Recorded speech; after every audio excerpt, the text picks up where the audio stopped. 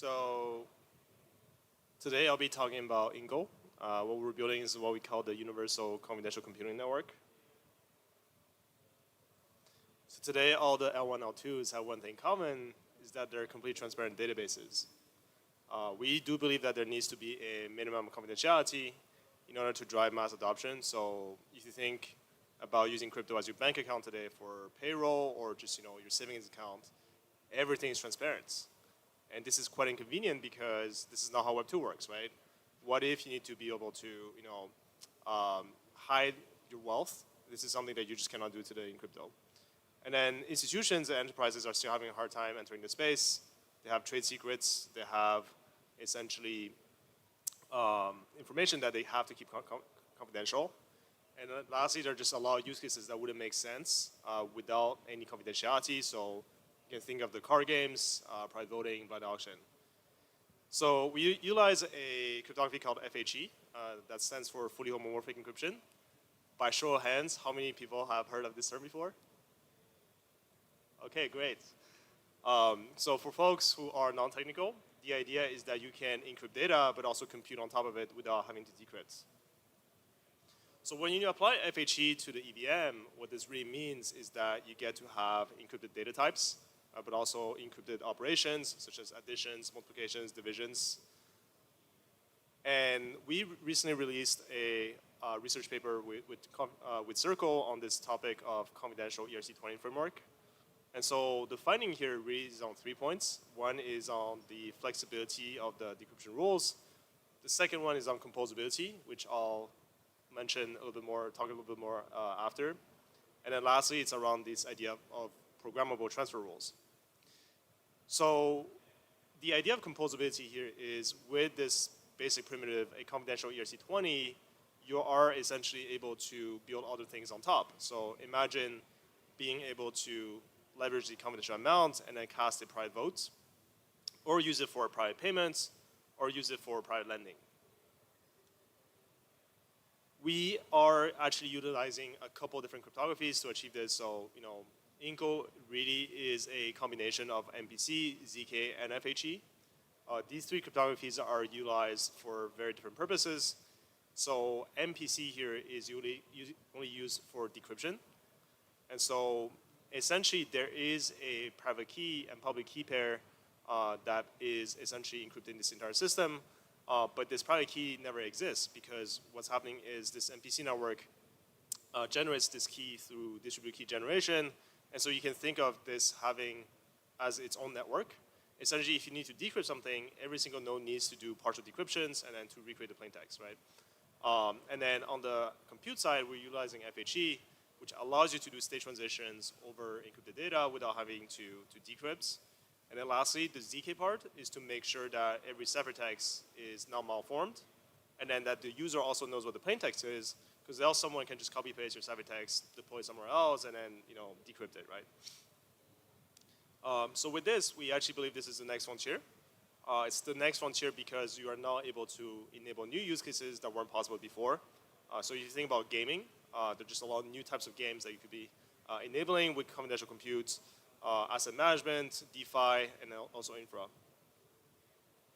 So just a couple examples, right? So in terms of confidential ERC20, this is probably the most basic example, just to explain what you can do here. Today, your balance is completely transparent. It's just a mapping of address to a plain text integer. What if you want to hide your balance, right? So this is where having a encrypted data type like EUINs allows you to hide your balance. So here, I can directly encrypt the amount of money that I have. And when Bob sends money to Alice, what you're sending essentially is an encrypted amount, right? So this, you can see here, there's the EUN64. What's interesting about this is, the flow of funds is actually visible. It's only the amount that's being hidden. So it's very similar to Venmo or Revolut, that experience that some folks might be familiar with in Web2. And how does this work, right? So how are you able to transfer a confidential amount without actually knowing what it is? So this is where you can actually write conditionals over encrypted data without actually using like a typical if-else statement. So the first line of code here, you're checking if the amount you're transferring is less than the user balance. And so you do this over FHE, where by doing tfhe.le, standing for less than or equal, you get an encrypted Boolean that basically could be true or false. And this is what you get is this variable can transfer that you pass it into this conditional multiplexer. So what this is really is you can think of an alternative to like an if-else statement. If the condition is true, you will return the encrypted amount. If it's false, you will return the encrypted 0. But from the outside perspective, transfer value is going to be encrypted, right? So now what you do is you add this transfer value to the recipient total amount, and then you also subtract it from the sender. So if the value is 0, essentially nothing happens. You just end up transferring 0. If the value is correct, then you end up transferring the actual amount. So another big use case here is also in gaming. If you think about today, there's no fully on-chain poker game. The reason why you can't do this game is because poker is a bluffing game. Without confidentiality, this game would basically make no sense. And so with FHE, you can actually generate a stream of randomness over encrypted bits. And so this is where you can call a simple function that generates additional basically integers that are hidden by default, right? So this is something that Chainlink would not be able to provide because your typical VRF is plain text, but here you need to have a confidential integer here. We actually built this game roughly a year ago in New York, actually at ETHGlobal as well. And this is a fully on-chain mafia game. So another name for this game is Werewolf. The idea of this game is that you can have a secret killer, detective, doctor, and villager. And it's a bluffing game. Basically, if you're the secret killer, you have to pretend that you're not the killer throughout the entire game and try to last as long as possible. And the role of the other players are to basically figure out who this imposter is, right? So here again, because you can generate the hidden roles fully on chain using the randomness, you can also hide the roles. This becomes super easy to build. And also this is a multiplayer game, so using FHE and it becomes a lot easier because you can use the blockchain layer as the coordination layer. If you're to try to build this game using something that's more off-chain based, maybe like ZK, it would become a lot more complicated because then you have to build off-chain tooling.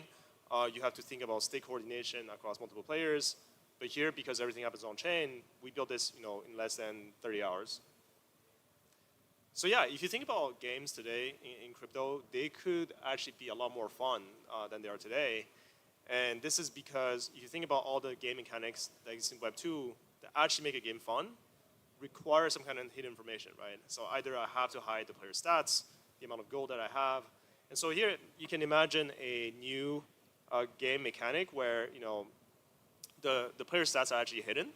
And so if you trigger some kind of battle mechanism, you can multiply the player stats by some kind of on-chain randomness and settle the battle, right? So this is where, for us, we do think gaming is a very, interesting vertical here that we can definitely expand and just have people build novel primitives and game mechanics. Identity is another one. The reason why it's also very impactful is because today all the DIDs are completely static. You would KYC with someone like Binance that will basically send you a soulbound token that says, okay, you're over 18, you're in Europe, you have a good credit score. However, this is all public, right? What if you don't want all this information to be public? So what you can do with FHE is what we call dynamic DID, which the idea is I can actually encrypt your credit score and store it directly on chain and selectively reveal information. So the reason why you can do that is because with FHE, you can also do comparisons, right? So you can do a FHE.greater than. So I just want you to know that I have a credit score over 700 and nothing else, right? And this credit score can change over time, right? So it makes sense to have a identity layer that gets updated and where people can query different insights, and this insight could change over time. So other examples could be your geographic location, your age, and this is very similar to how Web 2 works, right? You use your Google Auth to connect to different applications. You say, I want you to access my contacts, but not my Google Drive or my calendar, right? And this is kind of like missing user experience that we have in Web3, which everything is public. But what if, for a casino dApp, I just wanted to know I'm over 18, all these other information should remain private. DeFi is very interesting because in the case of a private AMM, if the amount you're trying to swap is hidden, essentially nobody can front run you, right? Because they don't know, necessarily what the slippage would be and what the arbitrage opportunity could be, right? I mean, they could try it, but they're taking a lot of risk by trying to sandwich attack you. So, you do get MEV protection by default. And I would also say, I would urge people to think about other novel DeFi mechanisms. So let's say, confidential lending, where, today there are attacks where if I know you can be liquidated by manipulating the price, I can actually do it, right? But what if you hide the liquidation threshold? Then, it makes it a lot harder for a hacker or attacker to basically try to gamify the system. And so this is actually a problem that actually happened in the past where, people will manipulate the price oracle to get whales to get liquidated, right? So, there could be more interesting things you could do here around private DeFi. Private voting is a very good example of how, a shared private state is useful. Here, when people cast votes, they directly interact with this smart contract layer. There is composability. There is the ability for you to directly, cast the votes and do the tally directly on chain. And again, if you were to do this, using something like ZK that happens off chain, then it becomes a lot more complex to coordinate the states. And because ZK cannot do state transition over private data, there could also be information leakage. So we are compatible with existing Ethereum tooling. If you are a Solidity developer, you can get started within 20 minutes. So you can use Hardhat, Remix, MetaMask. And I would say, for anyone who has experience building Solidity, all you really have to learn are the new syntaxes. And also this slight different way to write conditionals, which is, select. And we support a pretty wide range of operations, comparisons. So you can do divisions, you can do right shift, left shift, bitwise operations.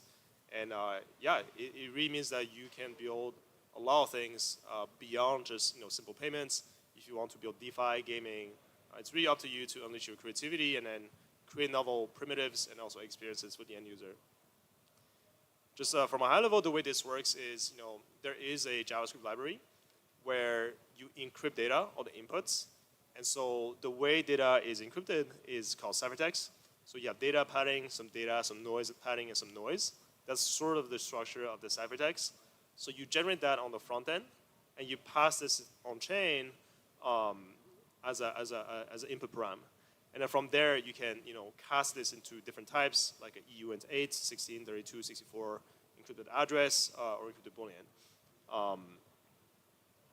And so yeah, we have a 10K bounty. There are 3 tracks. One is open innovation. So here we're very flexible.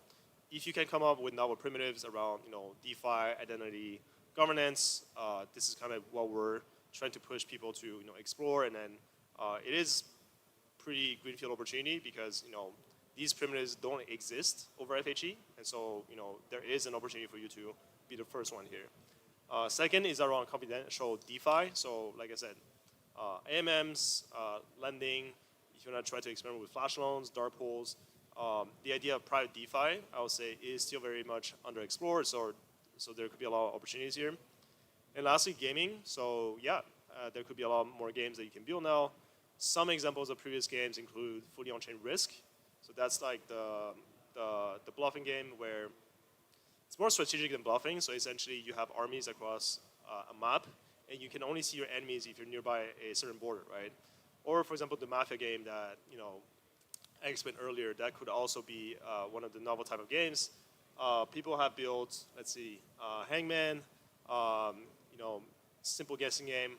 So yeah, there's just many new games that you could be building. And yeah, lastly, you do have a chance to be part of our Builders Advocate program.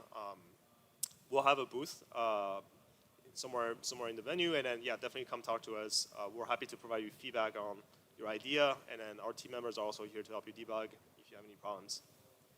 And so you can find our documentation here. We have a couple demos on this arcade page, And we also have a Discord channel here, and we do have a hackathon channel. So if you need any, support from on the technical side, definitely, ping us. And yeah, that concludes the workshop.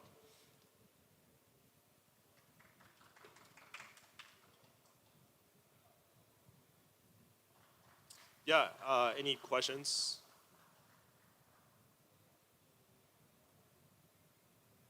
Okay, great. Thank you.